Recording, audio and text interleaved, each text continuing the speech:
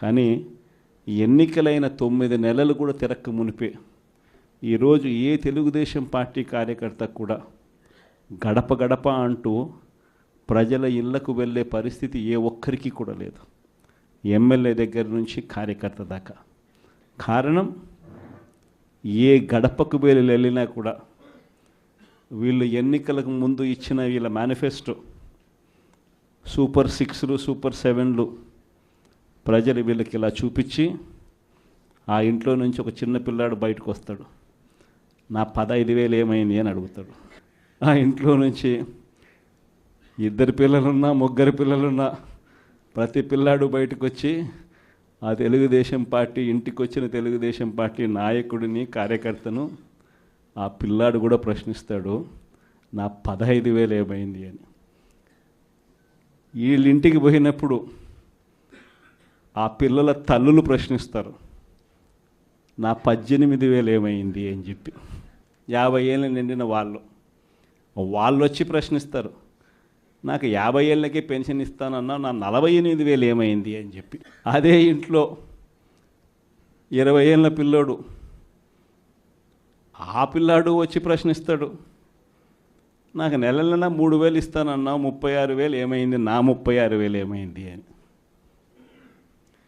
అదే ఇంట్లో బహుశా విజయవాడలో కొంచెం రైతులు తక్కువేమో కానీ కొంచెం గ్రామీణ ప్రాంతాలకు పోతే రైతులు కూడా కండువా వేసుకొని వచ్చే ప్రతి రైతు కూడా నా 20,000 సంగతి ఏమైంది అని అడుగుతాడు.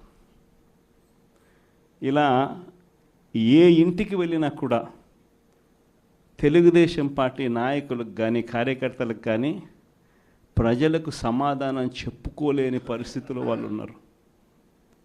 ఎన్నికలప్పుడు ఏదైతే మాట చెప్పాడో ఆ రోజేమో మేము చెయ్యకపోతే మా కాలర్ పట్టుకోండి అని అన్నాడు. మరి ఈరోజు ప్రజలు కాలర్ పట్టుకుంటారేమో అని చెప్పి భయపడి రెడ్ బుక్ రాజ్యాంగం నడుపుతూ ఉన్నారు. ఈరోజు ఏమంటా ఉన్నారు, ఎన్నికలు అయిపోయిన 9 నెలల తర్వాత ఈరోజు ఏమంటా ఉన్నారు, సంపద సృష్టించడం ఎట్టనో నా చెవిలో చెప్తే నేను తెలుసుకుంటాను అంటున్నాను. వాస్తవాలు. ఇదే మాటలు ఎన్నికలకు ముందు నేను చెప్పా, చంద్రబాబు నాయుడు నమ్మడం అంటే చంద్రముఖిని నిద్ర లేపడమే అని. ఇదే మాటలు నేను ఎన్నికలప్పుడు చెప్పిన, చంద్రబాబు నాయుడు నమ్మడం అంటే పులి నోట్లో తలబెట్టడమే అని చెప్పి. ఇదే మాటలే నేను చెప్పా మేనిఫెస్టో ప్రజెంటేషన్ చేసేటప్పుడు. ఇక్కడ ఇలా నిలచుని ఇలా మేనిఫెస్టోని ఇలా చూపించా, మన మేనిఫెస్టోని ఇలా చూపిస్తూ వాళ్ళు చెప్పిన మేనిఫెస్టో హామీలను కూడా ఇలానే చూపిస్తూ చెప్పా. సాధ్యమయ్యేటి కాదయ్యా చంద్రబాబు నాయుడు చెప్పేటివి, రాష్ట్రానికి సంబంధించిన బడ్జెట్ ఇది, మనం చేస్తూ ఉన్న బటన్లు నొక్కే కార్యక్రమం ఇది, దీనికే ఇంత డబ్బు ఖర్చు అవుతుంది. మరి చంద్రబాబు నాయుడు ఏమో 172,000 కోట్లు సంవత్సరానికి అయ్యే ప్రతిపాదనలు ఆయన చెప్తా ఉన్నాడు.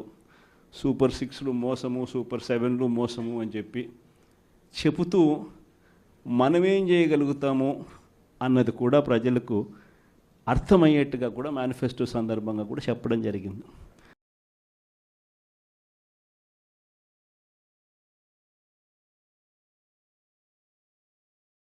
ఈ రోజుకి కూడా నేను చెప్తా ఉన్నా, ఓడిపోయాం పర్వాలా, ప్రతిపక్షంలో కూర్చొని ఉండం అది పర్వాలా, మళ్ళీ రీలు వెనక్కి తిరిగి మళ్ళీ అదే రోజుకు మళ్ళీ తిరిగి వెళ్ళి కనీసం ఇలా జరుగుతుందని తెలుసు కదా ఇప్పుడు ఎలా చెప్తావు అని చెప్తే మళ్ళీ ఆ రోజు వచ్చినప్పుడు ఇదే విధంగానే మళ్ళీ చెప్తా.